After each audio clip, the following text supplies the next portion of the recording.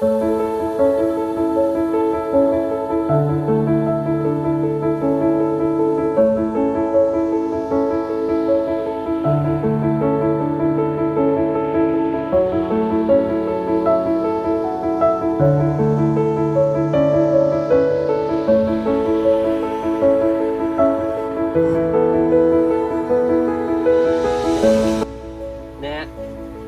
કહું છું ને કે આમાં ઉતારો વધારે આવે એના કારણે આવે કે જેટલા અહીંયા આગળ એ બ્રાન્ચીસ હોય ને ત્યાં લાગે ફૂલ.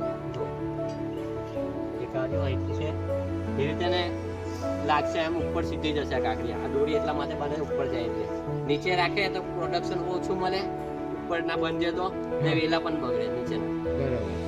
એટલે આ બાંધવાનું ચાલુ જ છે ને હજુ કટિંગ બાકી છે મારે. બરાબર, લીપ કટિંગ બાકી છે. મલ્ચિંગ એવી વસ્તુ છે કે જે મેઇન ક્રોપ છે એના સિવાયનો બીજો કોઈ કચરો ઉગવા નથી દીધું. કચરો કરીને સામો ઉગે તે નરિયેલું ને જે ઉગે તે ઉગવા ના દે ને જમીનમાં પ્રોપર ભેજ જળવાઈ રાખે. આપણે કૂપનમાં હોય પાણી છોડીએ એટલે તો બહુ 2 કે 3 દિવસમાં ભેજ ઉડી જાય, અને આમાં ડ્રીપમાં આપણે પાણી છોડ્યા પછી એને અંદર ફોટરીએ ને તો અંદર ભેજ મેન્ટેન રહે, જલ્દી ઉડે ના બહારની સરખામણી. ને જે મજૂરી ખર્ચ જે છે નિંદામણનો ને એનો એ બચી જાય મલ્ચિંગ હોય તો. આ જે પ્લાસ્ટિક દેખાય છે ને એને મલ્ચિંગ પ્લાસ્ટિક કરવાનું આવે. આપણે ઘઉં હોય ઘઉંની કે ઘઉંના જે સ્ટ્રો હોય ને નીકળેલા એનું પણ કરી શકીએ, સૂકા પાંદડાનું મલ્ચિંગ કરી શકીએ, ડાંગરની પણનું પણ કરી શકીએ. બરાબર કે પ્લાસ્ટિક જ કરવાનું.